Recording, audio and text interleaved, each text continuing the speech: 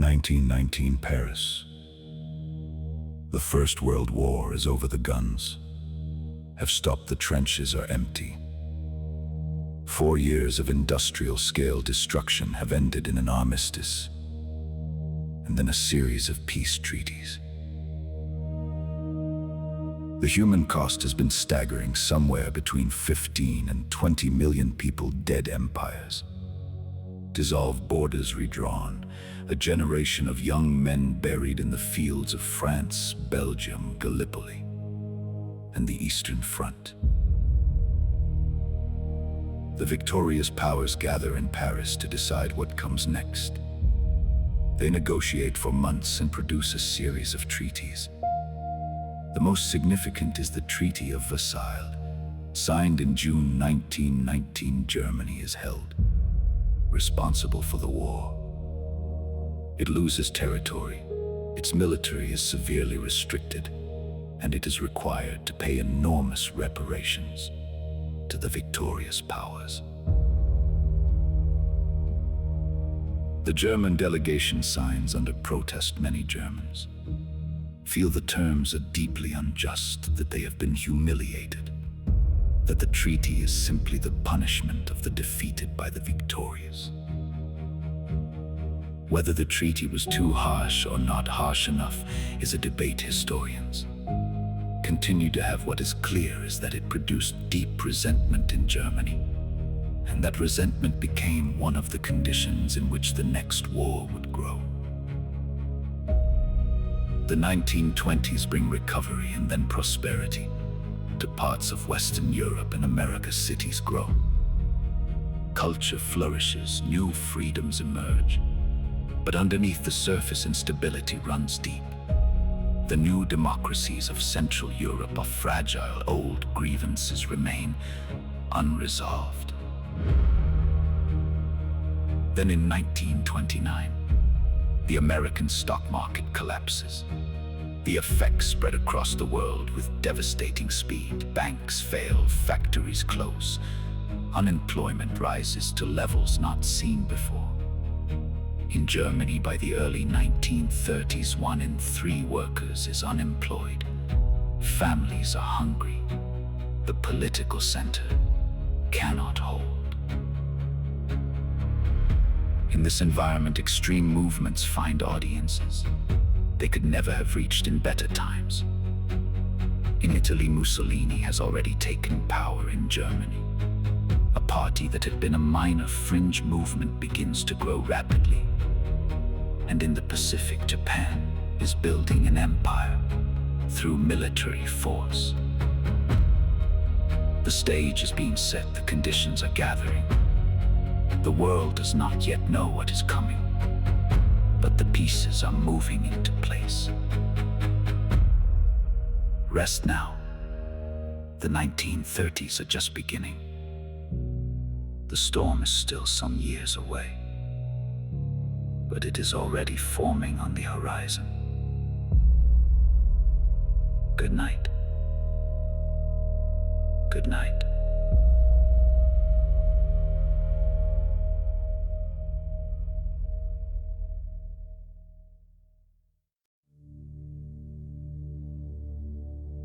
Adolf Hitler is born in 1889 in Braunau am Inn, a small town on the border between Austria and Germany.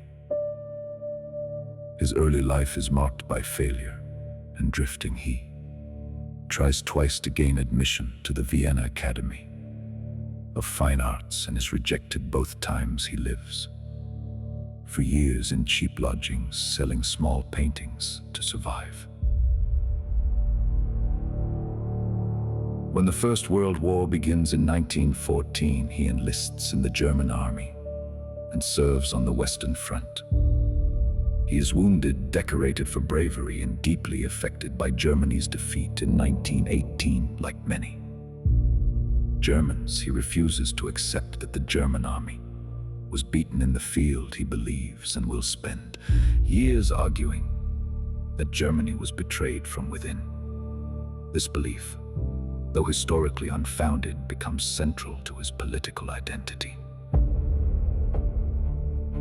After the war, he joins a small political party in Munich, the German Workers' Party, which soon becomes the National Socialist German Workers' Party.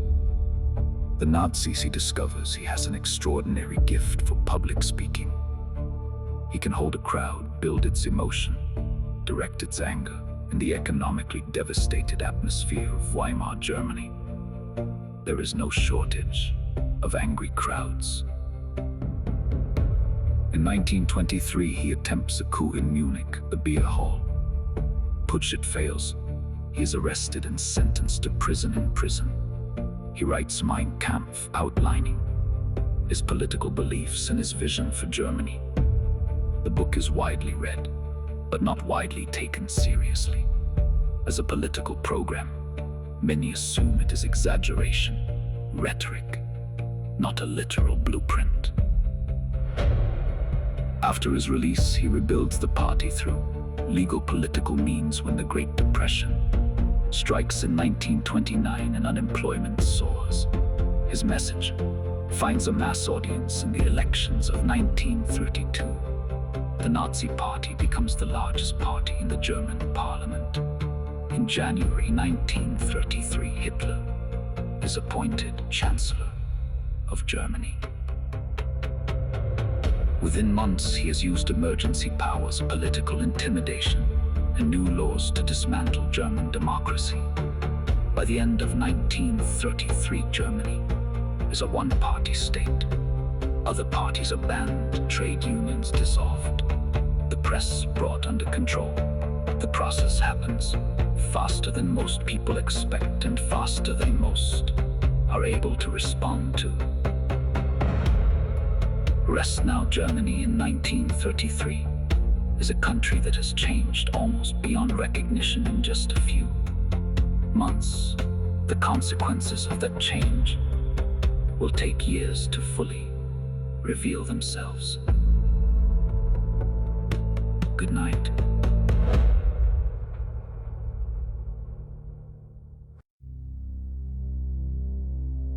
(1933 to 1939), 6 years in which Germany systematically dismantles the post-war order piece by piece, while the other major powers watch, worry, and largely do nothing. Hitler moves carefully. At first, Germany begins ramming in secret, then openly, in direct violation of the Versailles Treaty. Britain and France protest, but take no action. Germany is a sovereign country. They reason it has the right to defend itself. The protests fade. In 1936, German troops march into the Rhineland, a demilitarized zone on Germany's western border. Established by the Versailles Treaty, it is a gamble. Hitler's own generals are nervous. If France responds militarily, Germany will have to back down. France does not respond, the gamble succeeds. The same year, Germany and Italy sign a formal agreement. The Rome-Berlin Axis. Japan joins shortly after. Three powers with aggressive territorial ambitions are now formally aligned. In 1938, Germany annexes Austria. The move is popular in Austria among a significant portion of the population, though not universally so. Britain and France again protest and again take no meaningful action. Hitler notes this pattern carefully. Later in 1938, he demands the Sudetenland, a region of Czechoslovakia with a large German-speaking population. Britain and France negotiate with him directly at Munich without involving Czechoslovakia. They agree to his demands in exchange for a promise that this is his final territorial claim. British Prime Minister Neville Chamberlain returns home, speaking of peace in our time. 6 months later, German forces occupy the rest of Czechoslovakia. The promise made at Munich means nothing. The policy of appeasement has failed completely. Britain and France finally begin to take the threat seriously and issue guarantees to Poland, the country that Hitler is now clearly eyeing as his next target. In August 1939, Germany and the Soviet Union sign a non-aggression pact. The two ideological enemies agree not to attack each other and secretly divide Eastern Europe into spheres of influence. The last obstacle to a German move against Poland is removed. Rest now. September 1939 is 1 week away. The last days of European peace are passing quietly, one by one. Good night, good night, good night, good night, good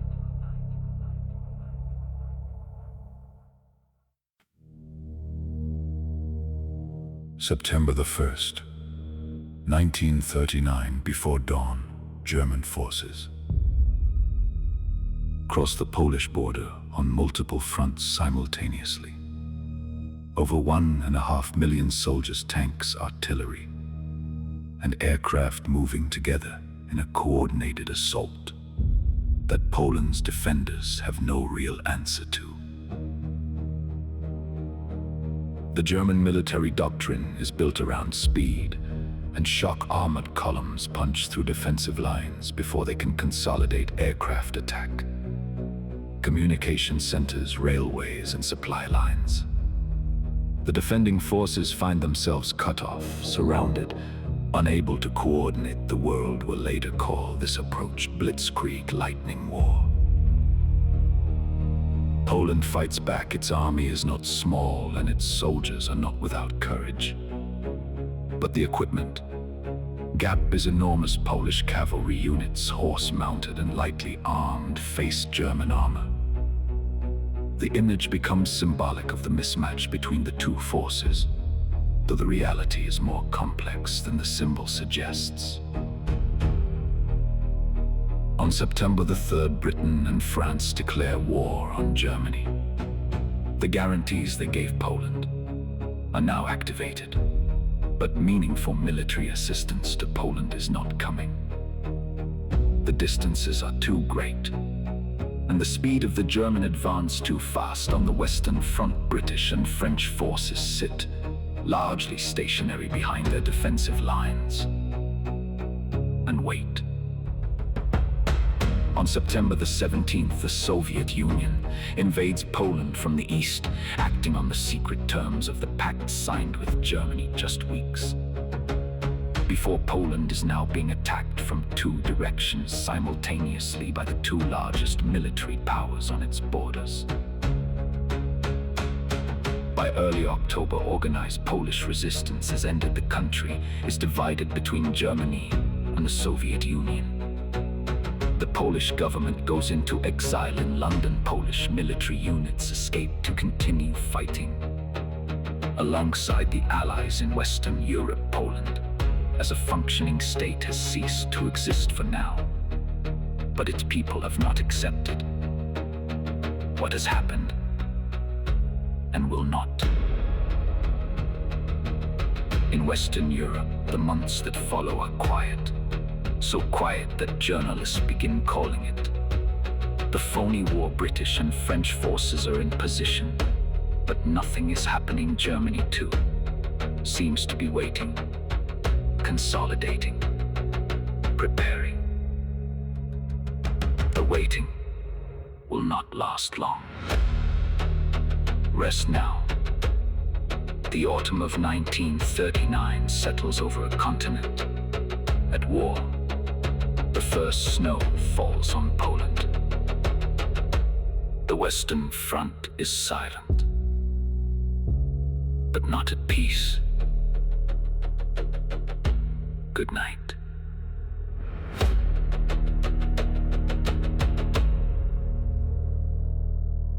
Good night.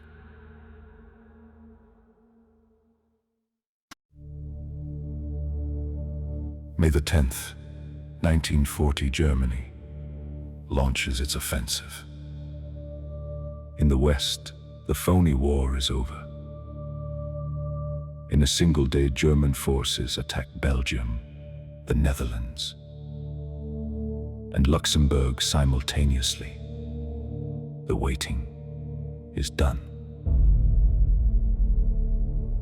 Britain and France had expected a German attack. Through Belgium, they moved their best forces north to meet it. This is exactly what the German plan wants them to do, because the main German thrust is not coming through Belgium. It is coming through the Ardennes forest, a dense and hilly region on the Belgian-French border that the Allies consider impassable for armored forces. The Germans prove it is not impassable. Armored columns push through the Ardennes faster than anyone expects. They emerge behind the Allied forces that have moved north into Belgium. The best British and French troops are now cut off from the rest of the Allied line. The German forces race west toward the English Channel. Within days, the situation becomes catastrophic. The Allied forces in Belgium are surrounded. They retreat toward the coast, toward a small port town called Dunkirk. By late May, several 100,000 British and French soldiers are trapped on the beaches with the sea behind them, and German forces closing in. What happens next becomes one of the most debated episodes of the war. The German advance slows and then stops for several days. The reasons are still argued over by historians. Whatever the cause, the pause allows an extraordinary evacuation. Hundreds of naval vessels and civilian boats cross the channel repeatedly and lift over 300,000 soldiers off the beaches. It is a rescue, but it is not a victory. The equipment is left behind. France is not saved. On June the 22nd, 1940, France signs an armistice with Germany. The country is divided. The northern and western parts are occupied by Germany. A collaborationist French government is established in the southern city of Vichy. In 6 weeks, Germany has achieved what it could not achieve in 4 years of the First World War. France has fallen. Britain stands alone. Rest now. The summer of 1940 settles over an occupied continent. Across the Channel, Britain prepares for what comes next. Good night. Good night.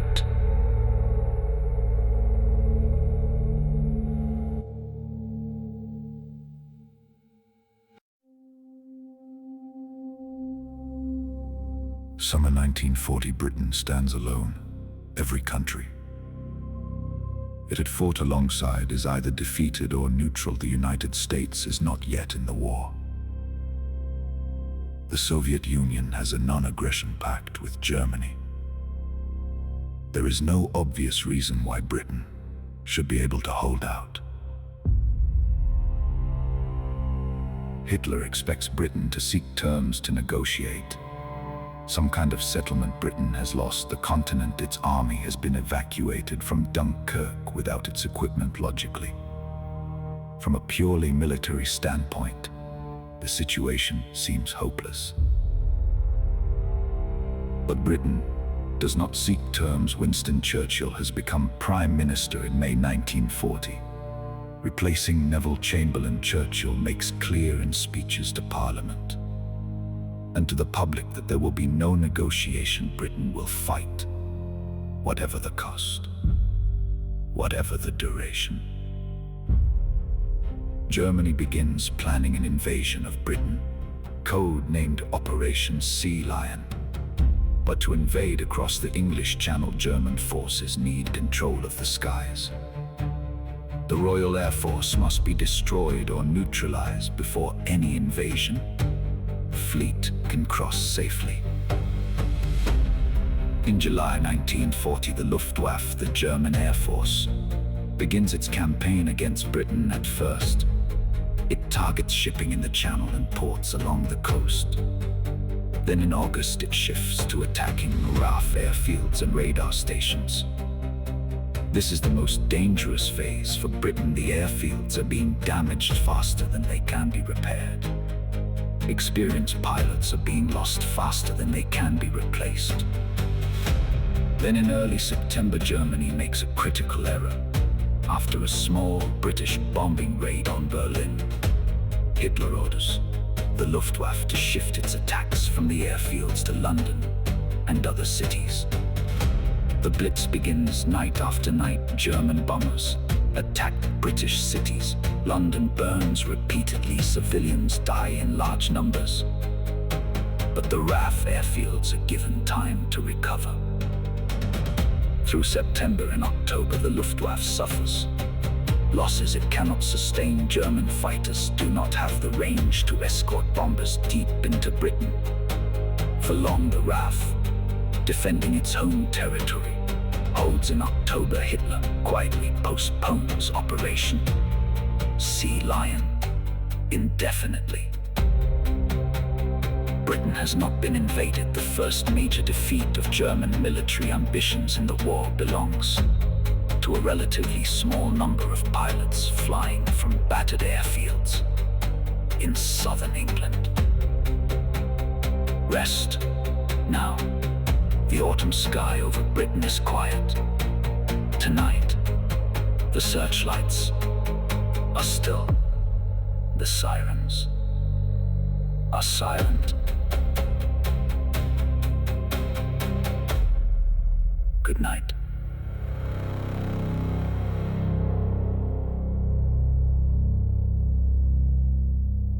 Good night.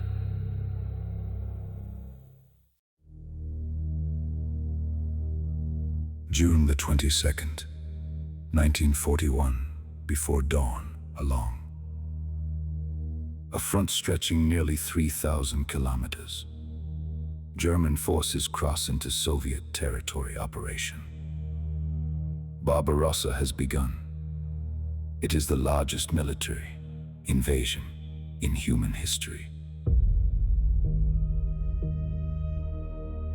Hitler had always intended to attack the Soviet Union. In his writings and speeches going back years, he had described the East as Germany's living space, Lebensraum, a vast territory to be conquered, colonized, and exploited. The non-aggression pact with Stalin had been a temporary convenience, never a genuine commitment. 3 million German and Axis soldiers advance on 3 fronts simultaneously. Army Group North drives toward Leningrad. Army Group Center drives toward Moscow. Army Group South drives toward Ukraine and its agricultural and industrial resources. The speed of the advance in the first weeks is staggering. The Soviet military is caught badly off balance.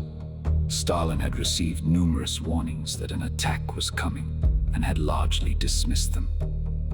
The purges of the Soviet officer corps in the late 1930s had removed a large proportion of experienced commanders. The Red Army in 1941 is large but disorganized and poorly led at the senior levels.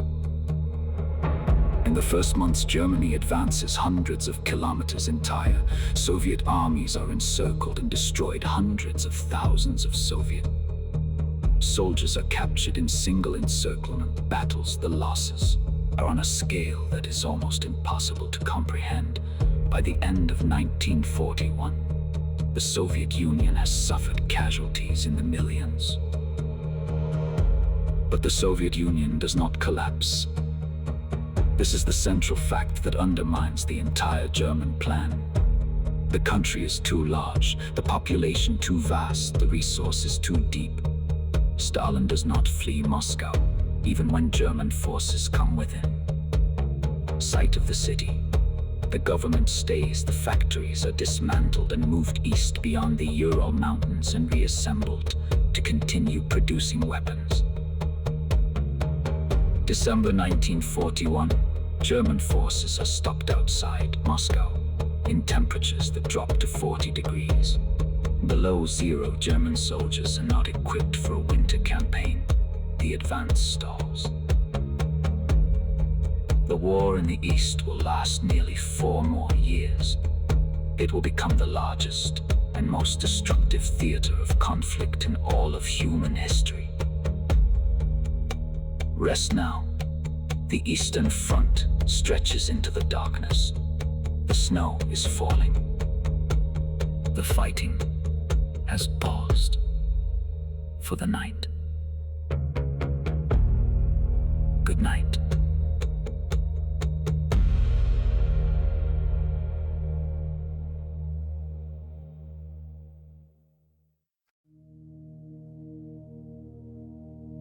December the 7th, 1941, early on a Sunday. Morning, carrier-based Japanese aircraft attack the American naval base at Pearl Harbor in Hawaii. The attack lasts less than 2 hours. 8 battleships are damaged or sunk. Over 2,400 Americans are killed. The United States Pacific Fleet is severely damaged in a single morning. The attack brings the United States into the war. The following day, Congress declares war on Japan. 3 days later, Germany and Italy declare war on the United States. The conflict has now become genuinely global. Japan's expansion in Asia had been building for years. In 1931, it had seized Manchuria. In 1937, it had launched a full-scale invasion of China. By 1941, it controlled large parts of East Asia and was eyeing the resource-rich territories of Southeast Asia, particularly the oil fields of the Dutch East Indies, today's Indonesia. The United States had responded to Japanese expansion with economic pressure, cutting off oil exports to Japan. For a country that imported most of its oil, this was a serious threat. Japanese military planners calculated that they needed to seize Southeast Asian resources quickly, and that the American Pacific Fleet was the main obstacle. Destroying it at Pearl Harbor, they believed, would give Japan time to build a defensive perimeter across the Pacific before America could respond effectively. In the weeks following Pearl Harbor, Japan moves with extraordinary speed. The Philippines are attacked, Guam and Wake Island fall, Hong Kong falls. Japanese forces land in Malaya and drive south at a pace the British defenders cannot match. In February 1942, Singapore, considered an impregnable British fortress, surrenders. Over 80,000 British and Commonwealth troops become prisoners of war. By mid-1942, Japan controls a vast arc of territory, stretching from Burma in the west to the Central Pacific in the east. It is the largest empire in Asia's modern history, built in just 6 months. But the attack on Pearl Harbor has not destroyed the American capacity to fight the aircraft carriers, which will prove to be the decisive weapons of the Pacific War, were not in port. That Sunday morning, they survived, and the industrial power of the United States, now fully committed to the war, will prove to be something Japan cannot match. Rest now. The Pacific is vast and dark tonight. The war has found every ocean. Good night.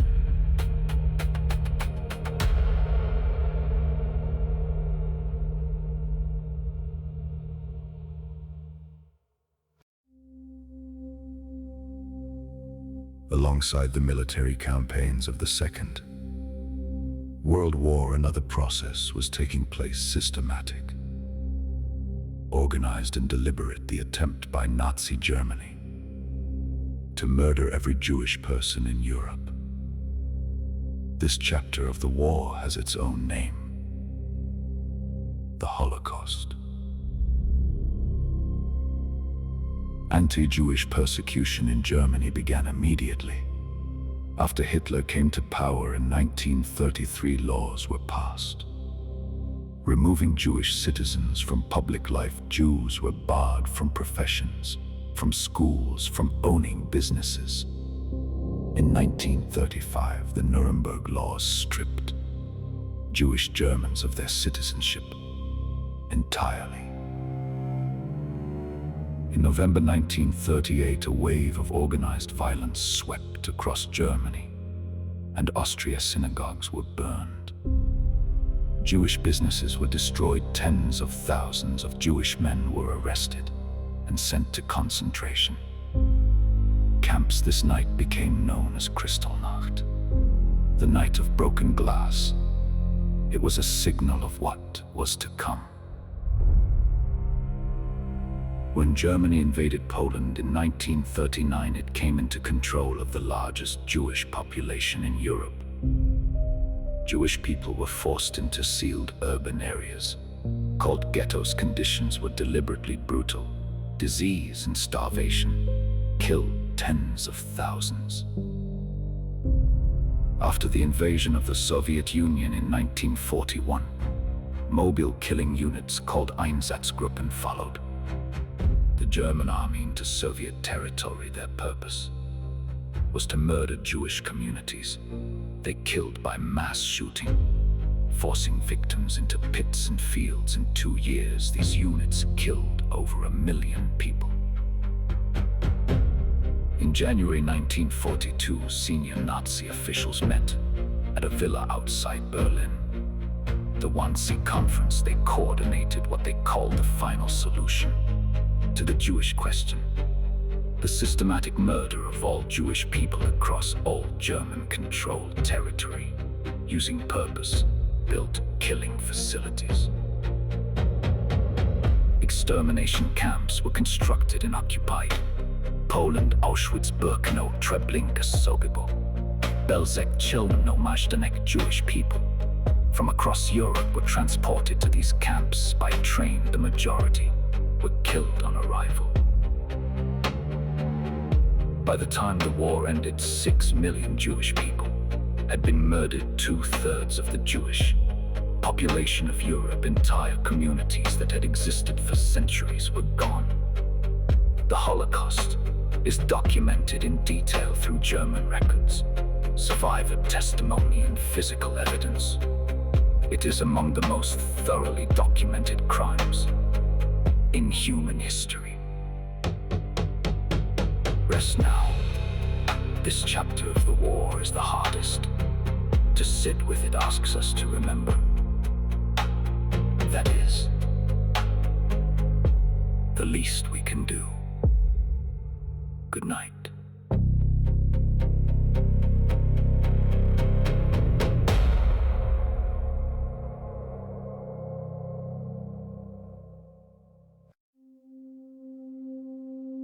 Summer 1942, Germany launches a second major offensive in the east. The target this time is the south, the oil fields of the Caucasus, and a city on the Volga River that carries Stalin's name, Stalingrad.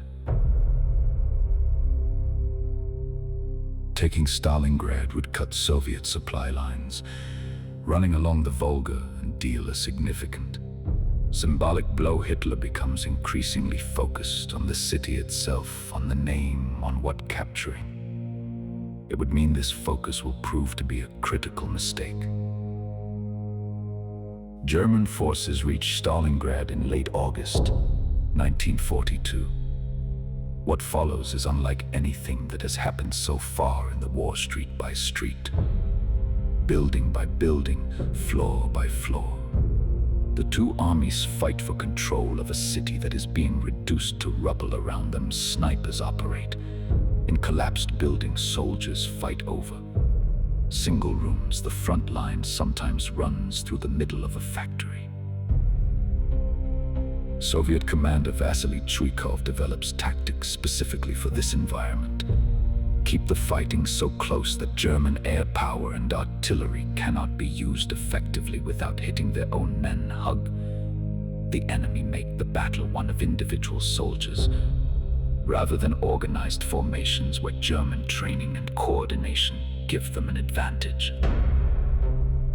While the brutal street fighting continues, Soviet commanders are planning something larger. In November 1942, Operation Uranus launched. Soviet forces attacked the flanks of the German position around Stalingrad, flanks held by Romanian and Italian armies that are less well equipped and less well supplied than the German corps.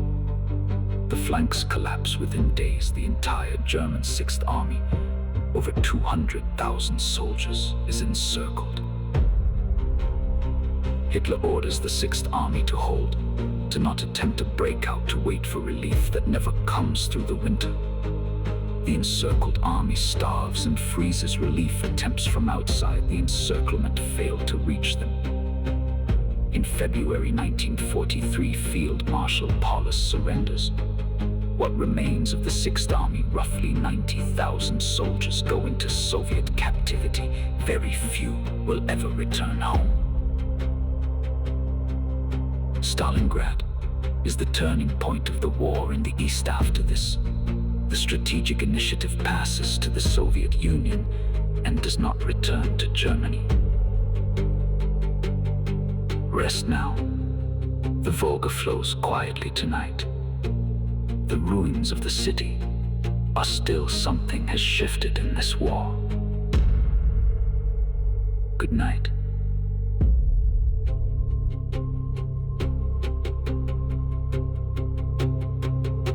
Good night.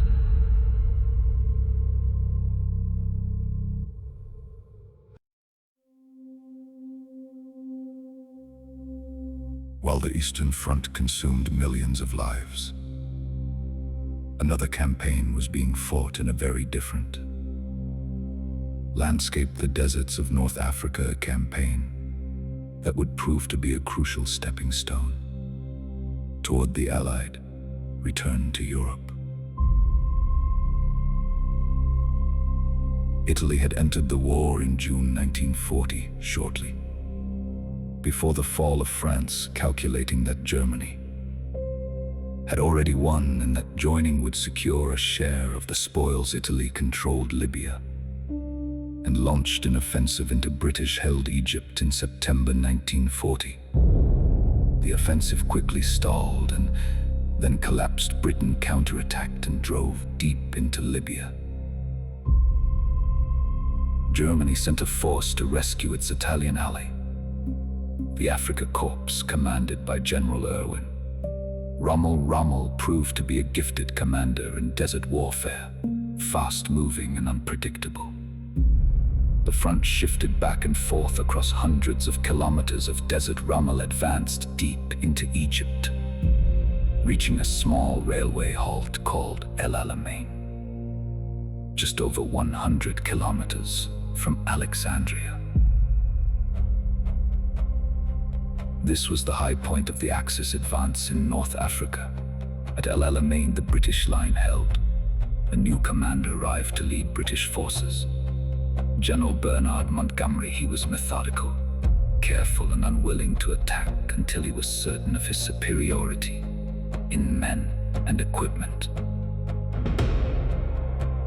In October 1942, Montgomery launched the Second Battle of El Alamein. After 12 days of intense fighting, the German and Italian lines broke. Rommel's forces retreated westward across Libya. They would not stop until they reached Tunisia. In November 1942, American and British forces landed in Morocco and Algeria in Operation Torch, the first large-scale American ground operation of the war in Europe. And Africa Axis forces in North Africa were now caught between two Allied forces, closing from east and west. In May 1943, the last Axis forces in North Africa surrendered. Over 200,000 German and Italian soldiers go into captivity. North Africa is clear. The Mediterranean is now open to Allied shipping. And more importantly, the Allies now have a launching point for an invasion of Europe. the south. Rest now. The desert is quiet tonight. The long campaign across the sand is over. Good night.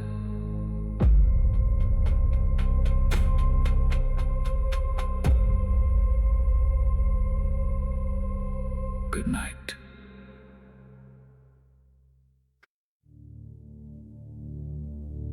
July 1943. Allied forces land on the southern coast of Sicily, Operation Husky. It is the largest amphibious operation of the war so far, involving over 150,000 troops. Sicily is secured in 5 weeks. The political consequences in Italy are immediate. Mussolini has been losing support for years as the war has gone badly. Within days of the Allied landing in Sicily, the Italian king dismisses Mussolini and has him arrested. The man who had ruled Italy for over 20 years is removed from power. Almost without resistance, he is taken away in an ambulance. The new Italian government begins secret negotiations with the Allies. In September 1943, an armistice is announced. Italy has switched sides, but Germany responds immediately. German forces already in Italy disarm the Italian army and occupy the country. Mussolini is rescued from captivity by German special forces and installed as the head of a German-controlled puppet state in northern Italy. Allied forces cross from Sicily to the Italian mainland. In September 1943, they expect a relatively swift advance north. It does not happen. The Italian peninsula is long and narrow, crossed by mountain ranges that run east to west. Every river valley, every ridge line becomes a defensive position. The Germans under Field Marshal Kesselring conduct one of the most effective defensive campaigns of the war. The fighting is grinding in costly. Monte Cassino, a hilltop monastery south of Rome, becomes the site of 4 major battles over 5 months. Allied forces from over a dozen nations, Americans, British, Canadians, New Zealanders, Indians, Poles, Free French, fight their way northward kilometer by kilometer through mud and mountains and prepare German defenses. Rome falls in June 1944, but the campaign in Italy continues until the final days of the war in Europe. It ties down significant German forces that cannot be used elsewhere. That strategic purpose is real, even if the human cost is enormous. In April 1945, Mussolini attempts to flee to Switzerland. He is captured by Italian partisans and shot. His body is hung upside down in a square in Milan. The regime he built over 2 decades ends in a public square. Rest now. The Italian hills are quiet tonight. The long campaign up the peninsula is drawing toward its end. Good night.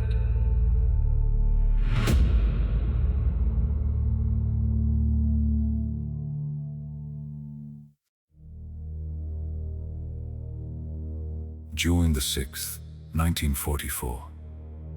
The coast of Normandy in northern France, in the early hours before dawn. Thousands of paratroopers drop from the sky behind German lines. Then as the first light comes, the largest seaborne invasion in history begins. Operation Overlord had been in planning for over a year.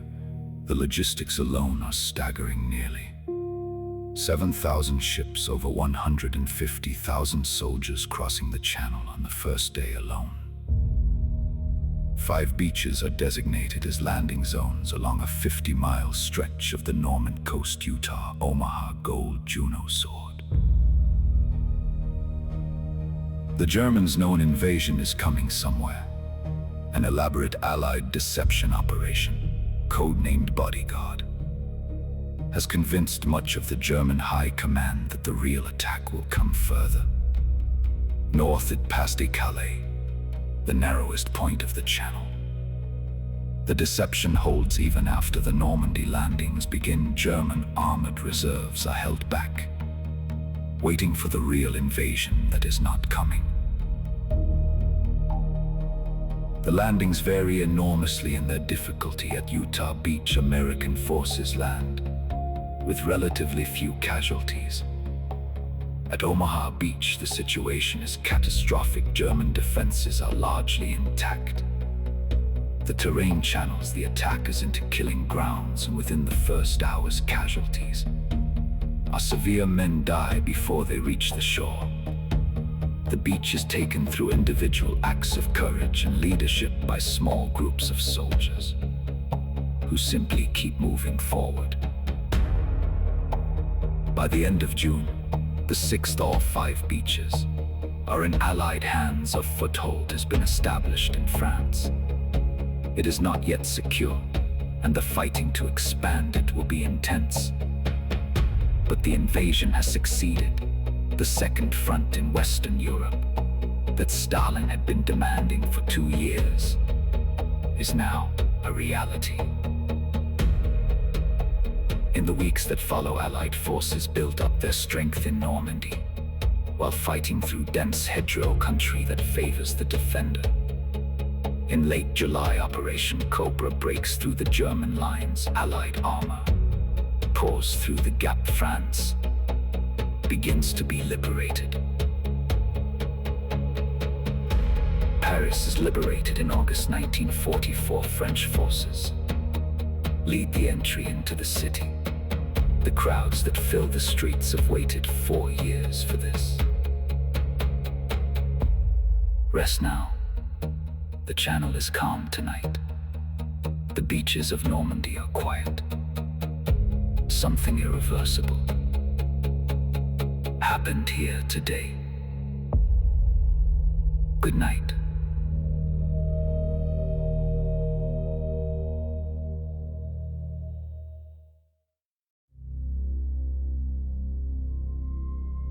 Autumn 1944.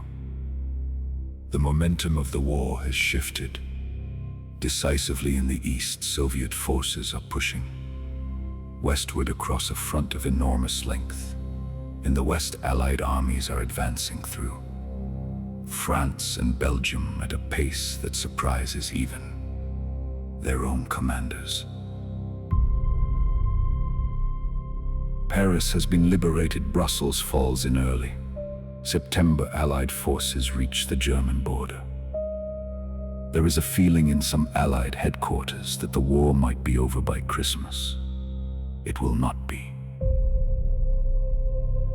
Supply lines are overstretched. The ports through which men and equipment must flow are not yet all in Allied hands. The German army, though retreating, is not broken.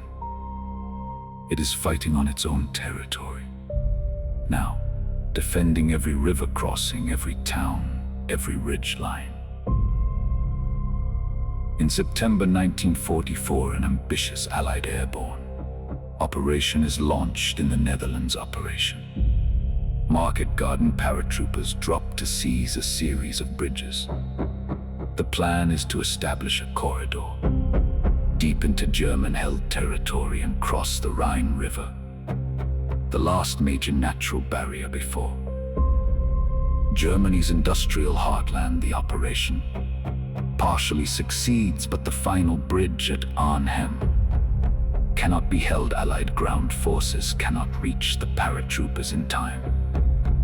The survivors withdraw after 9 days of intense fighting. In December 1944, Germany launches its last major offensive in the west, the Battle of the Bulge. A concentrated armored assault through the Ardennes forest aimed at splitting the Allied line and capturing the vital port of Antwerp. In the first days, the attack achieves surprise. and American units are overrun and surrounded. The town of Bastogne is encircled its American defenders. When offered terms of surrender, reply with a single word: nuts. The offensive slows and then stops. Germany does not have the fuel or the reserves to sustain it. Allied air power, grounded by bad weather in the first days, returns and attacks the German columns. By January 1945, the bulge has been eliminated, and the Allied advance resumes. In the east, Soviet forces launch a massive offensive in January 1945 and advance hundreds of kilometers. In weeks, by February, Soviet troops are less than 100 kilometers from Berlin. Germany is being compressed from both sides simultaneously. The end is now a matter of time. Rest now. The winter of 1944 is passing. Spring is coming, and with it, the final chapter of the war in Europe. Good night.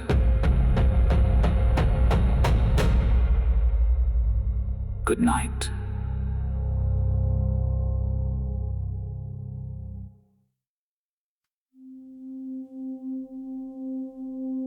While Europe moved toward its final battles, the war in the Pacific was being fought across an ocean, larger than all of the world's land combined. A different kind of war fought on coral islands, in tropical jungles, and across thousands of kilometers of open water. After Pearl Harbor, Japan's expansion had seemed unstoppable. But in June 1942, the Battle of Midway changed the balance permanently. American codebreakers had deciphered enough of Japan's communications to know where and when the Japanese fleet would strike. 4 Japanese aircraft carriers, the core of the force that had attacked Pearl Harbor, were sunk in a single day. Japan's naval air power never fully recovered. The American strategy in the Pacific became known as island hopping. Rather than attacking every Japanese-held island, the Americans identified which islands were strategically essential and bypassed others, leaving Japanese garrisons cut off and unable to influence the wider campaign. Each island taken provided air bases and supply points for the next advance. The fighting on each island was extraordinarily brutal. Japanese military culture emphasized resistance. To the last, surrender was considered dishonorable. On island after island, American forces encountered defenders who would fight to the death rather than give ground. Guadalcanal, Tarawa, Saipan, Iwo Jima. Each name represents weeks or months of fighting in extreme conditions against defenders who would not stop. Iwo Jima, a small volcanic island of volcanic rock and black sand, is taken in March 1945 after 36 days of fighting. Almost all of its 20,000 Japanese defenders die. Nearly 7,000 Americans are killed. The photograph of American soldiers raising the flag on Mount Suribachi becomes one of the most recognized images of the war. By mid-1945, American forces are close enough to Japan to conduct regular bombing raids on Japanese cities. The firebombing of Tokyo in March 1945 kills more people in a single night than any previous air raid in history. Japan's cities are being destroyed, but its military leadership shows no sign of seeking peace. The next step appears to be an invasion of the Japanese home islands. Military planners estimate the casualties on both sides could be enormous. Something else is being considered instead.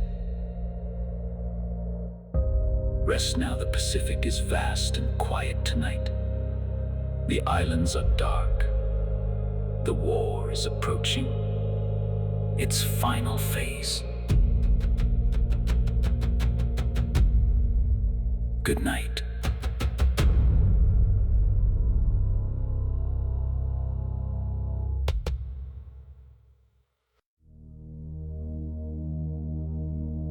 April 1945, Berlin, the capital of the Third Reich, is a city under siege Soviet forces have encircled.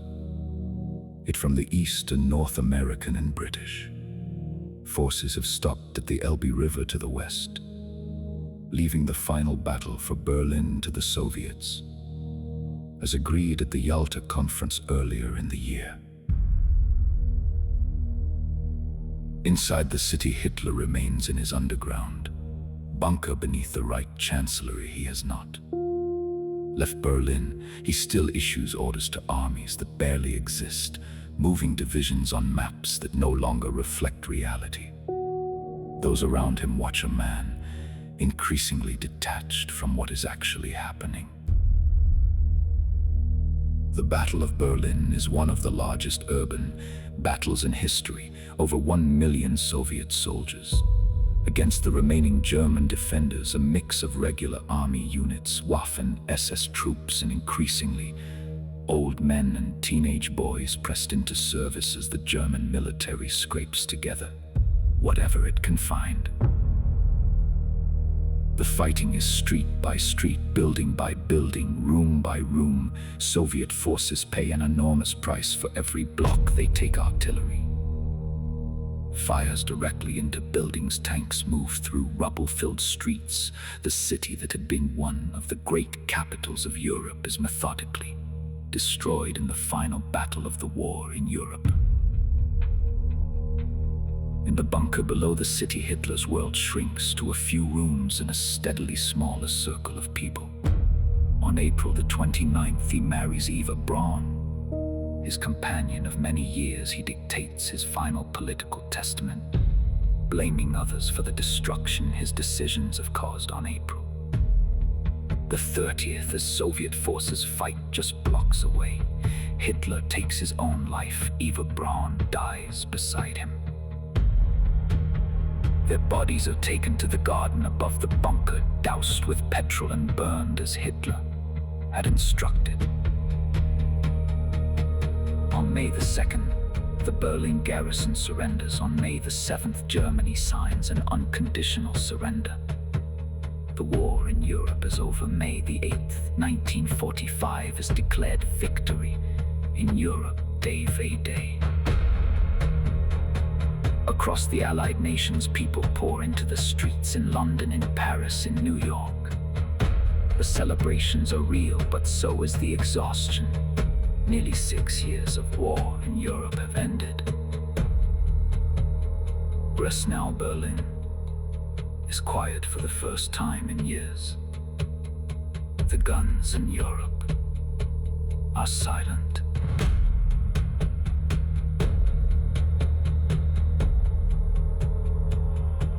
Good night.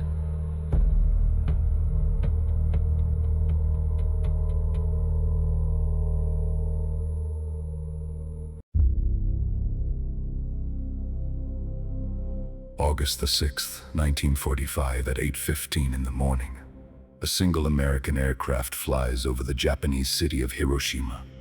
It drops a single bomb. 43 seconds later, the bomb detonates at an altitude of 600 meters above the city. The explosion releases energy equivalent to around 15,000 tons of conventional explosive. The temperature at the point of detonation reaches several million degrees. Everything within a radius of roughly 1 kilometer is instantly destroyed. A city of 350,000 people is devastated in a moment. By the end of 1945, between 90,000 and 166,000 people in Hiroshima will have died from the blast, the burns, and the radiation. The estimates vary because the destruction is so complete that precise records are impossible. The bomb is the product of the Manhattan Project, a secret American-led scientific program begun in 1942. Thousands of scientists and engineers worked across multiple sites in the United States. Many of them not knowing the full nature of what they were building. The project cost the equivalent of billions of dollars. It produces the first nuclear weapons in history. Japan does not immediately surrender on August the 8th. The Soviet Union declares war on Japan and invades Japanese-held Manchuria on August the 9th. A second atomic bomb is dropped on the city of Nagasaki. Between 40,000 and 80,000 people die in the initial blast and its immediate aftermath. On August the 15th, Emperor Hirohito addresses the Japanese people by radio. It is the first time most of them have heard his voice. He announces that Japan will accept the terms of surrender. He does not use the word surrender. He speaks of enduring the unendurable. On September the 2nd, Japan formally signs the surrender documents aboard the American battleship USS Missouri in Tokyo Bay. The Second World War is over. The decision to use atomic weapons against Japan remains one of the most debated in modern history. The arguments on multiple sides are serious and they continue. What is not in dispute is that the bombings killed enormous numbers of civilians and that they introduced a new kind of weapon into the world, one that has shaped international relations ever since. Rest now. The Pacific is finally quiet tonight. After nearly 4 years, the guns have stopped. Good night. Good night.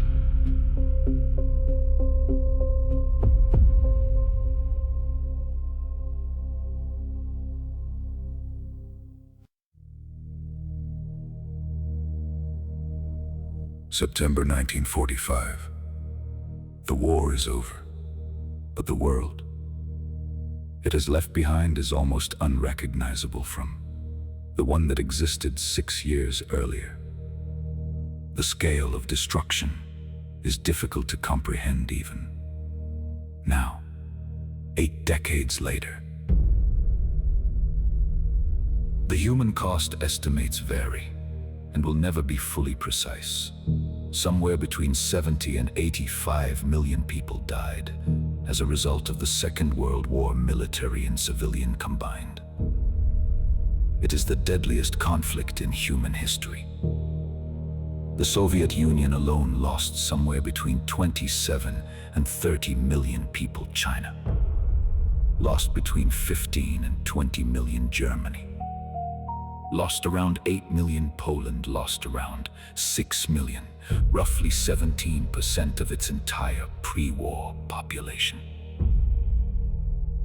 Across Europe, cities are in ruins. Warsaw is almost entirely destroyed. Large parts of Berlin, Dresden, Hamburg, and dozens of other cities are rubble. In Asia, Manila, Tokyo, and countless other cities have been devastated. The physical infrastructure of entire countries must be rebuilt from almost nothing. Millions of people are displaced prisoners of war, concentration camp survivors, people who fled their homes during the fighting, populations transferred or expelled as borders change. The movement of people across Europe in the months after the war ends is enormous and often deeply painful. The political map of the world is redrawn. Germany is divided into occupation zones controlled by the 4 Allied powers: the United States, the Soviet Union, Britain, and France. These zones will eventually harden into 2 separate German states that will not be reunited for 45 years. Japan is occupied by American forces and undergoes a profound transformation of its political system.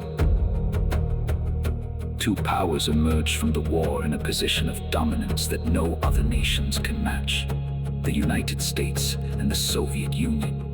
They had fought as allies against Germany. Now, with the common enemy gone, the tensions between their very different systems and visions for the world begin to surface almost immediately. The United Nations is founded in 1945, an attempt to build an international institution capable of preventing future conflicts. The Nuremberg trials begin. the first international tribunal to hold individual leaders criminally responsible for war crimes and crimes against humanity. A new world is taking shape, imperfect, unequal, dangerous in new ways, but different from what came before. Rest now, 1945 is almost over. A long and terrible chapter of history has closed. What comes next is another story entirely. Good night. Good night.